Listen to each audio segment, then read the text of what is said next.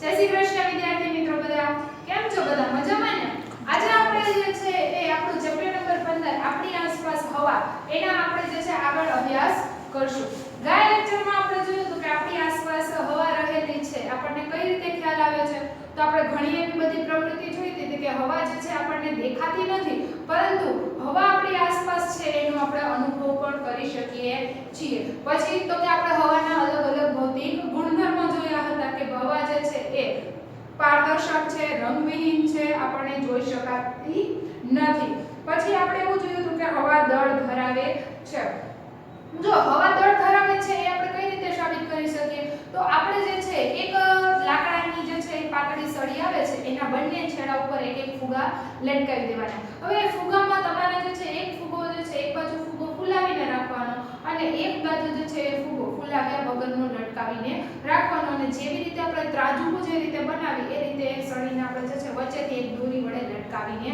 રાખવાની હવે તમે જોશો કે જે બાજુ ફૂલાવેલો ફુગો છે એ બાજુ જે છે એ આપણું ત્રાજુ જે બનાવેલું છે એ નમી જશે તો આના ઉપરથી આપણે એવું સાબિત કરી શકીએ છીએ કે હવા પોતે દળ ધરાવે છે પછી આપણે એ પણ જોયું હતું કે હવા જે છે એ ઘણા બધા વાયુઓનું મિશ્રણ છે વાયુ પદાર્થો ઘણા બધા ભેગા થવાને કારણે હવા બનેલી છે જેમાં આપણે જોયું હતું કે હવા જે છે એ ઓક્સિજન પણ ધરાવે છે અને હવા પાણીની વરાળ પણ ધરાવે છે તો હવે આપણે જે છે એના પછીનું આપણે નેક્સ્ટ સ્ટેપ જોઈએ કે હવા જે છે એ બીજા કયા કયા પદાર્થોની બનેલી છે તો હવે આપણે જોઈએ કે હવાની અંદર નાઇટ્રોજન હાજર છે તો નાઇટ્રોજન જે છે એ હવાનો મોટો ભાગ રોકે છે કારણ કે આપણે જોયું કે હવાની અંદર ઓક્સિજન હાજર હોય છે ઓક્સિજન જે છે દરેક સજીવને પોતાનું જીવન ટકાવી રાખવા જરૂરી છે એવી જ રીતે નાઇટ્રોજન જે છે એ હવાનો મોટો ભાગ રોકે છે હવે આપણને એમ થાય કે નાઇટ્રોજન જે છે એ કઈ રીતે જરૂરી છે તો તમે જે છે આગલા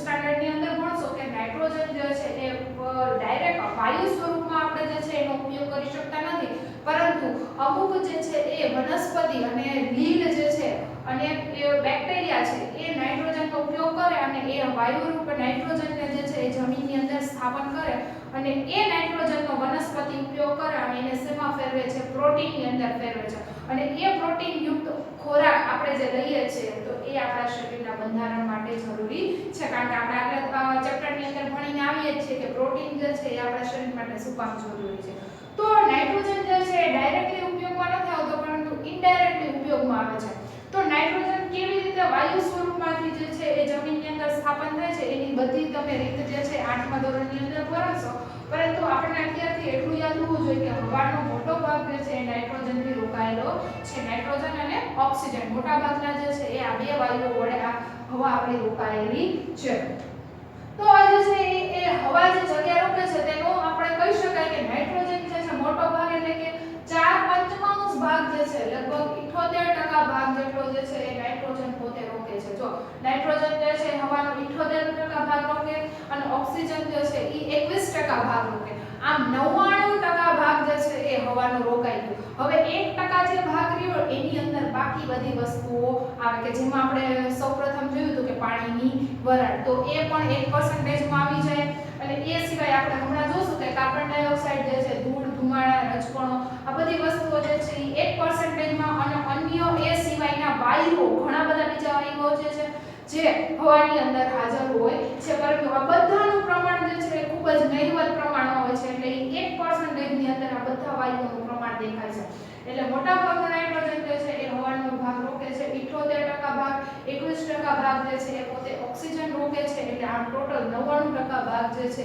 એ ઓક્સિજન અને નાઇટ્રોજન વડે બનેલી છે પછીનો આપણે જે છે એ જોઈએ કે હવા બીજી કયા કયા ઘટકની બનેલી છે તો 1% ભાગ જે રહ્યો છે એમાં પણ સૌથી વધારે જે પ્રમાણ જે છે એ કાર્બન ડાયોક્સાઇડ વાયુનું છે જે હવાની અંદર હાજર હોય છે હવે કાર્બન ડાયોક્સાઇડ જે છે એ આપણી આસપાસની હવાનો નાનો ઘટક છે આપણે કમ્પેરિઝન કરીએ કોની હારે નાઇટ્રોજન અને ઓક્સિજનની હારે કમ્પેરિઝન કરીએ તો કાર્બન ડાયોક્સાઇડ એના પ્રમાણમાં ખૂબ જ નાનો ઘટક છે પરંતુ કાર્બન ડાયોક્સાઇડ પણ આપણી જે છે એ વનસ્પતિની પોતાની પ્રકાશ સંશ્લેષણની ક્રિયામાં ખૂબ જ અતિ આવશ્યક ઘટક છે તમે 7મા ધોરણની અંદર તમે ભણશો કે પ્રકાશ સંશ્લેષણની પ્રક્રિયા દ્વારા વનસ્પતિ કેવી રીતે પોતાનો ખોરાક બનાવે છે પોતે કેવી રીતે વૃદ્ધિ પામે છે અને એ પછી વનસ્પતિનો આપણે ખોરાક તરીકે ઉપયોગ કરીએ છીએ. તો વનસ્પતિનો આપણે જે છે ખોરાક તરીકે ઉપયોગ કરીએ છીએ એ તો આપણે આ સ્ટાન્ડર્ડની અંદર આપણે ભણી ગયા છીએ. કારણ કે ખોરાકના મુખ્ય બે સ્ત્રોતોમાં વનસ્પતિ જે છે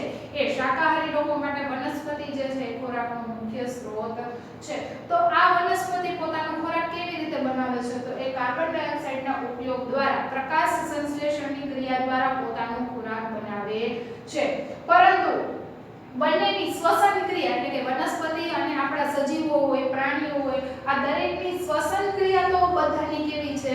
સમાન જ છે. અને આ શ્વસન ક્રિયા દરમિયાન તો દરેક સજીવ જે છે એ ઓક્સિજન વાયુ જ વાપરે છે અને કાર્બન ડાયોક્સાઇડ વાયુ જ બહાર કાઢે છે. પરંતુ જે વનસ્પતિ જે છે એ પોતે જ્યારે ખોરાક બનાવવાની પ્રક્રિયા ચાલુ હોય એટલે કે દિવસ દરમિયાન કે જ્યાં એને સૂર્યપ્રકાશ મળતો હોય એવા સૂર્યપ્રકાશ જ્યારે એને મળે ત્યારે એ પ્રકાશ સંશ્લેષણની ક્રિયા કરે અને આ પ્રકાશ સંશ્લેષણની ક્રિયા દરમિયાન વનસ્પતિ કયા વાયુનો ઉપયોગ કરે છે?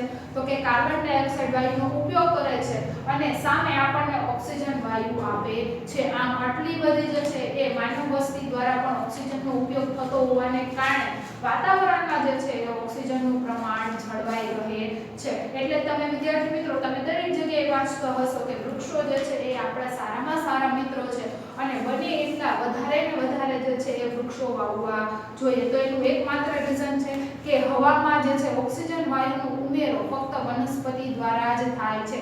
કારણ કે વનસ્પતિ જ એક એવી વસ્તુ છે કે જે આપણી આસપાસના વાતાવરણમાંથી કાર્બન ડાયોક્સાઇડ જેવા વાયુઓને ઝેરી વાયુઓ જે છે જેનું પ્રમાણ જો ખૂબ જ વધી જાય તો આપણને કેટલા અંશે જે છે એ નુકસાનકારક છે. તો આવા જે છે હાનિકારક વાયુનું પ્રમાણ ઘટાડી અને વાતાવરણને શુદ્ધ કરવાનું કાર્ય જે છે એ વનસ્પતિ કરે છે. ઘણી વખત તમે જોયું હોય કે આપણે કોઈ વસ્તુને સળગાવવામાં આવે છે ત્યારે ઘણી મોટી માત્રાની અંદર જે છે એ વાયુઓ ઉત્પન્ન થતા હોય છે. આ દહન દરમિયાન જે છે એ કાર્બન ડાયોક્સાઇડ સૌથી વધારે પ્રમાણમાં એમાં ઉત્પન્ન થતા હોય છે. એ સિવાયના ઘણા બધા અન્ય વાયુઓ પણ ઉત્પન્ન થતા હોય છે. આપણે જે છે વાહનો વાપરીએ છીએ, વાહનોના પેટ્રોલ, ડીઝલ, કેરોસીન આ દરેક પ્રકારનું જ્યારે બળતણનું દહન કરવામાં આવે ત્યારે સતત ને સતત જે છે વાતાવરણમાં કાર્બન ડાયોક્સાઇડનો ઉમેરો થતો રહે છે અને આ કાર્બન ડાયોક્સાઇડનો ઉપયોગ ફક્ત વનસ્પતિ એક જ કરે છે. આપણે જે છે કાર્બન ડાયોક્સાઇડનો ઉપયોગ કરી શકતા નથી. અને તમે ઘણી વખત માન પણ કરેલું હશે કે કોઈ વસ્તુને જો સળગાવવામાં આવે અને એ રૂમ આપણે બંધ હોય ટૂંકમાં જે સળગાવેલી વસ્તુના ધુમાડા જો કોઈ વસ્તુમાંથી બહાર ન જઈ શકે તો એવી જગ્યાએ આપણે શ્વાસ લઈ શકતા નથી. કારણ કે જો દહન દરમિયાન આપણે આગલા જ ટોપિકની અંદર ભણી ગયા કે કોઈ પણ વસ્તુનું દહન ક્યારે થાય તો કે હવામાં ઓક્સિજનની હાજરી હોય, ઓક્સિજન હાજર હોય ત્યાં સુધી દહન થાય. એટલે માની લો કે આ એક રૂમની અંદર જે છે એ આપણે કોઈ વસ્તુઓને સળગાવીએ છીએ અને બીજી કોઈ હવા બહારથી કોઈ હવા અંદર આવી શકે તેમ નથી અને અંદરની હવા જે છે બહાર જઈ શકે એવી કોઈ પણ સ્થાન નથી. હવે જે કોઈ પણ વસ્તુનું આપણે દહન કરીએ છીએ એટલે શું કરશે તો કે આપણે પોતે પણ ઓક્સિજન વાપરીએ છીએ અને જે પદાર્થને આપણે સળગાવેલો છે તે પણ પોતે દહન દરમિયાન ઓક્સિજન વાયુનો ઉપયોગ કરશે. આમ ઓક્સિજનનો જે છે ઉપયોગ સતત ને સતત વધતો જશે. હવે એક સમય કેવો આવશે કે ઓરડાની અંદર જેટલું પણ વાયુ હશે, ઓક્સિજનનું પ્રમાણ હશે એ બધો ઓક્સિજન વપરાઈ જશે. હવે જેવું ઓક્સિજન વપરાઈ જશે તો તમને જે છે શ્વાસ લેવામાં શું થશે? તકલીફ થશે. એટલે આપણે જોઈએ છે કે ઘણી વખત કોઈ જગ્યાએ મોટી દુર્ઘટના થઈ હોય, આગ લાગી હોય તો એવા સ્થળે જે છે એ ઘણા લોકો ભૂંગળાય અને મૃત્યુ પામે છે. તેનું એકમાત્ર રીઝન છે કે આજુબાજુની હવામાં જે છે એ કાર્બન ડાયોક્સાઇડનું પ્રમાણ વધી ગયું હોય છે. એટલે લોકો જે છે એને શ્વાસ લેવામાં મુશ્કેલી પડે છે અને પરિણામે જો લાંબા સમય સુધી એને ઓક્સિજન વાયુ ન મળે તો શું થાય તો કે એ મૃત્યુ પણ પામે છે. તો આમ કાર્બન ડાયોક્સાઇડ જે છે એ વનસ્પતિ માટે જે છે ઉપયોગી તો છે પરંતુ જો એનો ઉપયોગ આપણે કાર્બન ડાયોક્સાઇડ ઉત્પન્ન કરવાનું પ્રમાણ વધારતા જઈએ, આપણે વાહનોનું એ બધી વસ્તુઓનું બળતણનું દહન ને બધું વધારતા જઈએ તો કાર્બન ડાયોક્સાઇડનો ઉમેરો સતત ને સતત હવામાં રહેતો રહે અને એને કારણે આપણે અત્યારે જોઈએ છે કે હાલની પરિસ્થિતિની અંદર ગ્લોબલ વોર્મિંગ જેવી અસર જે છે એ વધતી જાય છે. જેને કારણે પૃથ્વી પરનું તાપમાન વધતું જાય છે, ધ્રુવીય પ્રદેશોનો બરફ પીગળતો જાય છે અને એ બધું બરફનું પાણી જે છે સમુદ્રમાં ભળતું જાય છે અને સમુદ્રની સપાટી ઉપર આવતી જાય છે અને એને કારણે રહેવા લાયક જમીની વિસ્તાર જે છે એ દિવસે ને દિવસે ઘટતો જાય છે. તો આવી ઘણી બધી અસરો જે છે એ જોવા મળે છે, એટલા માટે જે છે આપણે વૃક્ષોને આપણા મિત્રો કહીએ છીએ.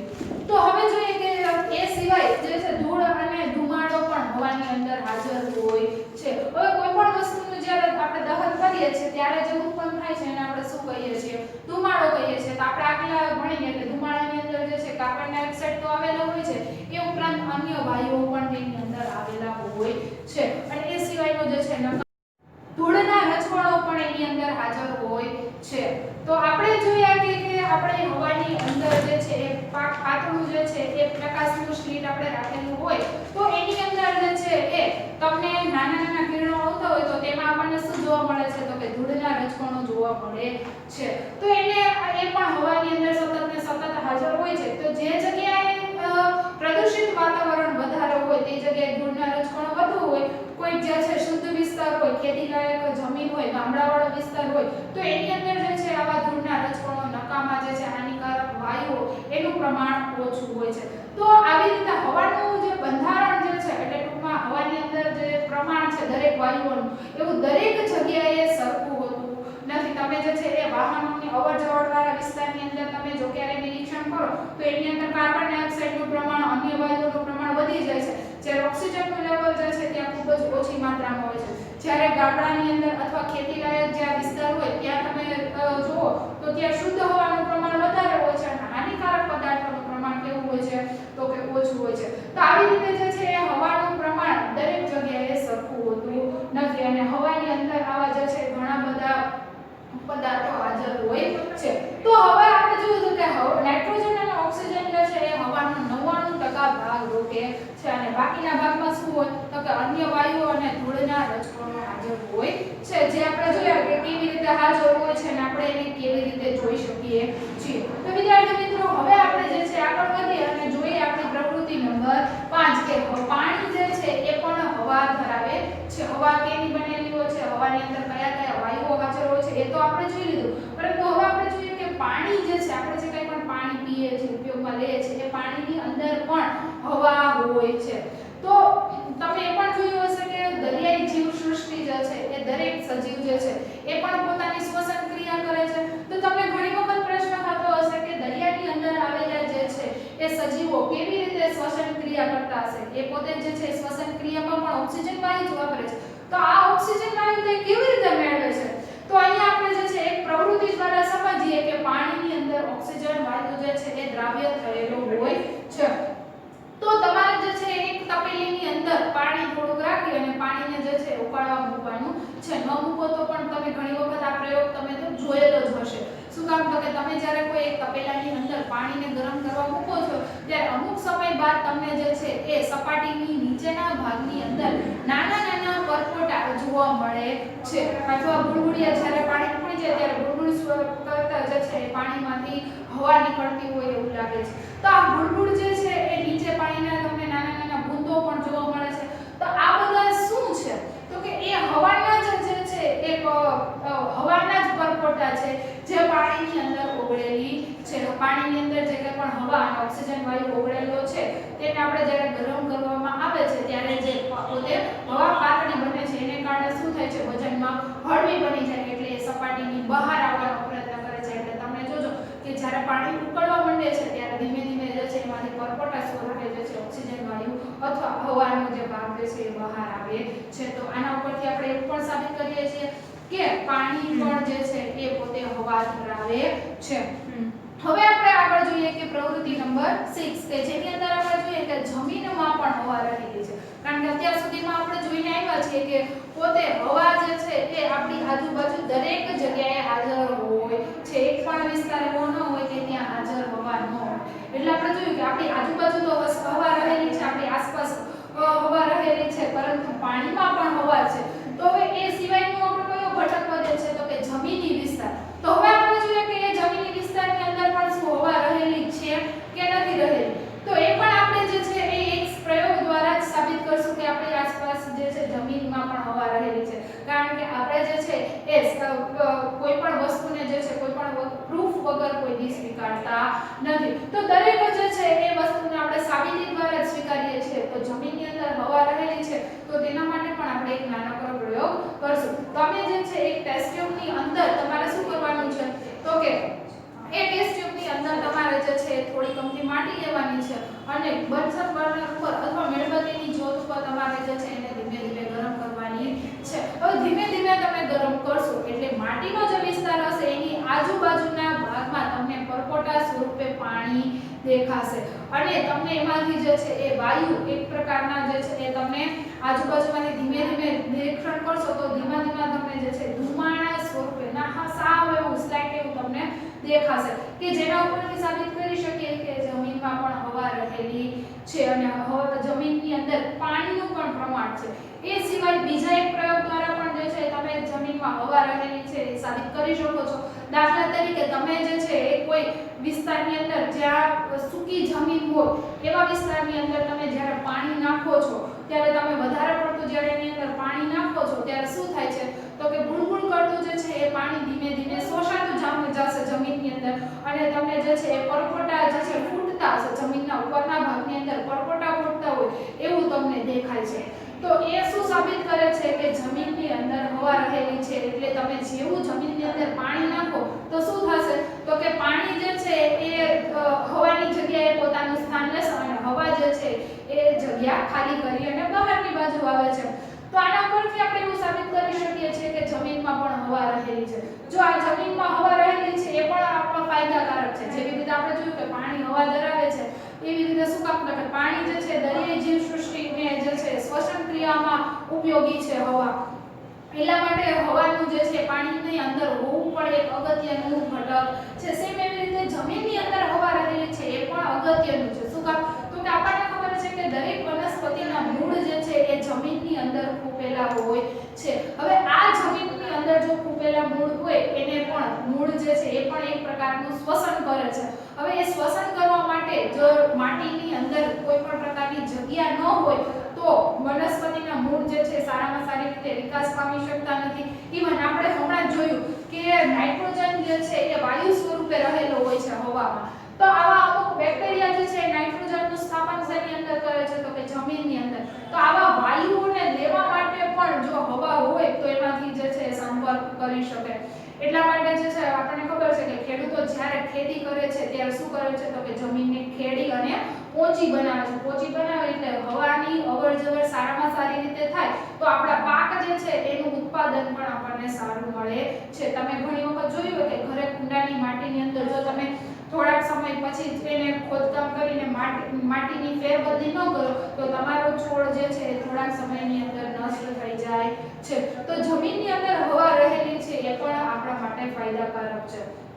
તો હવે આપણે જોઈએ કે વાતાવરણમાં ઓક્સિજન કઈ રીતે બદલાય છે. વાતાવરણની અંદર ઓક્સિજન જે છે આપણે જોઈને આવ્યા છે કે વાતાવરણની અંદર ઓક્સિજન આપણે ખબર છે કે વનસ્પતિ દ્વારા ઉમેરાતું રહે છે. સતત ને સતત જે છે વનસ્પતિ પ્રકાશ સંશ્લેષણની ક્રિયા ચાલુ રાખે છે એટલે કાર્બન ડાયોક્સાઇડનું પ્રમાણ ઘટાડતું જાય છે અને શું કરે છે તો ઓક્સિજનનો ઉમેરો જે છે હવાની અંદર ઘટતું રહે છે. ઈવન પછી આપણને જે છે એ હવા કઈ રીતે ઉપયોગી છે તો કે હવા આપણને જે છે આપણે જોયું કે આપણે ઘણા બધા કાર્યો કરવા માટે દાખલા તરીકે આપણે એવું જોયું હતું કે પવનચક્કી ચલાવવા માટે આપણે જે છે ફર્સ્ટ ટોપિકની અંદર જ ભણીને આવ્યા કે પવનચક્કી ચલાવવા માટે જે છે એ હવા જરૂરી છે. તો આવી પવનચક્કી ચલાવીને આપણે શું કરીએ છીએ તો કે પવન ઊર્જા મેળવીએ છીએ. તો એ ઊર્જા પણ આપણા માટે અગત્યનું માધ્યમ છે. એ ઉપરાંત હવા જે છે એ આપણે જોયું કે એની અંદર અગત્યનો ઘટક ઓક્સિજન આવેલો છે જે આપણે વનસ્પતિ દ્વારા ઉમેરાય છે. તો દરેક સજીવને જીવંત રહેવા માટે પણ હવા જરૂરી છે. તો આવી ઘણી બધી ક્રિયાઓ જે છે એ હવા દ્વારા થતી હોવાથી હવા જે છે આપણી માટે એક અગત્યનું માધ્યમ છે અને હવાને ઉમેરવા માટેનું એક જ માત્ર કોણ છે હવાની અંદર ઓક્સિજનનું લેવલ કોણ જાળવી રાખે છે તો કે વનસ્પતિ એક જ માધ્યમ છે. તો વનસ્પતિને આપણે જે છે એ દિવસે ને દિવસે કાપવા દેવી જોઈએ નહીં અને એનું પ્રમાણ જે છે એ આપણે વધારવું જોઈએ. જો વનસ્પતિનું પ્રમાણ આપણે વધારશું નહીં તો એક સમય એવો આવશે કે કાર્બન ડાયોક્સાઇડનું પ્રમાણ દિવસે ને દિવસે વધતું જશે. કારણ કે આપણે જે છે એ વાહનોનો પછી કૃત્રિમ બળતણોનો આ બધાનો ઉપયોગ સતત ને સતત વધારીએ છીએ જેને કારણે વાતાવરણની અંદર કાર્બન ડાયોક્સાઇડનું પ્રમાણ જે છે સતત ને સતત વધતું રહે છે.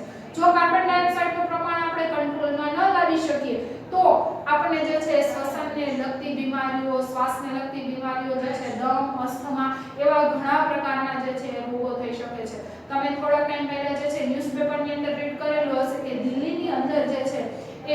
ભયજનક સ્થિતિ છે કે લોકો જે છે એ ઘરની બહાર નીકળતા પણ ડરી રહ્યા છે. શું કારણ? તો કે દિલ્હીની અંદર જે છે એ વાહનોનું પ્રમાણ ખૂબ જ મોટી માત્રામાં છે, જેને કારણે હવાની અંદર આવા ઝેરી વાયુઓનું પ્રમાણ વધી ગયું છે. અને જો આવા ઝેરી વાયુઓ આપણા શ્વાસની અંદર આપણે લેવામાં આવે તો આપણા શ્વાસની અંદર આપણા ફેફસાને પણ નુકસાન કરે છે, આપણા ફેફસા ખરાબ થઈ જાય છે, ઉપરાંત આપણને પણ આપણા શરીરને પણ ઘણું બધું નુકસાનકારક છે. તો આવા બધા વાયુઓનું જો પ્રમાણ આપણે ઘટાડવું હોય તો આપણે જે છે એ ઓક્સિજનનું પ્રમાણ વધારવું પડે. અને ઓક્સિજનનું પ્રમાણ વધારવા માટે અને આવા વાયુઓનું પ્રમાણ ઘટાડવા માટે આપણને કોણ મદદરૂપ થઈ શકે છે? આપણે જે છે વૃક્ષો એક જ મદદરૂપ થઈ શકે છે. એટલા માટે જે છે એ આપણે જે છે ઘણા બધા પગલાઓ જે છે સરકાર દ્વારા લેવામાં આવે છે. વનીકરણનો ઉદ્દેશ્ય લેવામાં આવે છે, નવા જે છે વન ઊભા કરવામાં આવે છે, બગીચાની આજુબાજુ જે છે મોટા મોટા વૃક્ષો ઉગાડવામાં આવે છે. ઇવન રોડ રસ્તાની વચ્ચે પણ જે છે એ વૃક્ષો ઉગાડવામાં આવે છે. શું કામ? તો કે જે કંઈ પણ પ્રદૂષણ ઉત્પન્ન થાય છે એ જ્યારે વૃક્ષો પોતે કાર્બન ડાયોક્સાઇડ જે છે એ શોષી અને આસપાસનું વાતાવરણ શુદ્ધ કરી શકે. એટલે મોટા મોટા હાઈવે હોય, તમે જોયું હશે કે એની આજુબાજુના દરેક વિસ્તારની અંદર જે છે આવા મોટા મોટા વૃક્ષો ઉગાડવામાં આવે છે. પછી ઘણી વખત આપણે જોયું હોય કે બે રોડના ડિવાઈડરની વચ્ચે પણ વૃક્ષો ઉગાડવામાં આવેલા હોય છે. તો જે જગ્યાએ આપણને સ્પેસ મળે એવી જગ્યાએ આપણે વૃક્ષો ઉગાડી અને આપણી આસપાસના વાતાવરણને આપણે શુદ્ધ કરવું જોઈએ. તો વિદ્યાર્થી મિત્રો, આ સાથે જ આપણું ચેપ્ટર જે છે 15 આપણે આસપાસની હવા એ આપણે અહીંયા પૂરું કરીએ છીએ. આશા કરું છું કે તમને જે છે આ ચેપ્ટર સારામાં સારી રીતે સમજાઈ ગયું હશે. નવા લેક્ચરની અંદર આપણે નવા ચેપ્ટર સાથે મળીશું. જય શ્રી કૃષ્ણ.